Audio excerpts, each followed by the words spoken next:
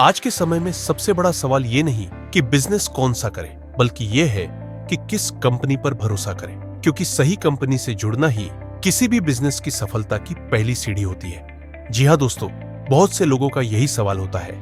आज हम इसी पर बात करेंगे। सबसे पहले, जिस कंपनी के साथ आप दोना पत्तल या पेपर डिस्पोजल का बिजनेस कर रहे हैं, उसके बारे में पूरी जानकारी ले। कंपनी का नाम क्या है, वो कहाँ की है, कितने सालों से इस इंडस्ट्री में काम कर रही है, कितने राज्यों और कितने शहरों में उसका नेटवर्क है।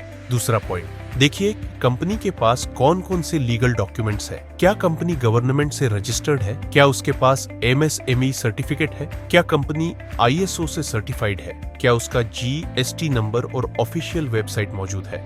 तीसरा पॉइंट, आपको ये भी जानना बहुत जरूरी है कि कंपनी खुद मशीन मैन्युफैक्चर करती है या किसी और से लेकर सिर्फ ट्रेडिंग करती है, क्योंकि ट्रेडिंग में हमेशा दूसरों पर डिपेंड होना पड़ता है।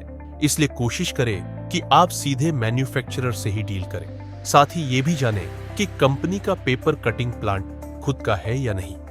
अगर कंपनी खुद पेपर बनाती है तो रॉ मटेरियल सप्लाई में कभी परेशानी नहीं आती। चौथा पॉइंट, अगर कंपनी कच्चा माल देकर बना हुआ माल वापस लेती है तो ये जानना बहुत जरूरी है कि वो तैयार माल बेचने में कितनी सक्षम है, कितने शहरों में माल बेचती है, कितनी पार्टियां हैं जो कंपनी से माल खरीदती है, क्योंकि अगर कंपनी के पास मार्केट अप्रोच नहीं है तो वो ज्यादा समय तक आपके साथ काम नहीं कर पाएगी और यहीं से कई लोगों की परेशानी शुरू होती है। इसीलिए सोच समझकर तय करें कि आपको किस तरह की कंपनी के साथ जुड़ना है ताकि भविष्य में किसी भी तरह की परेशानी ना हो।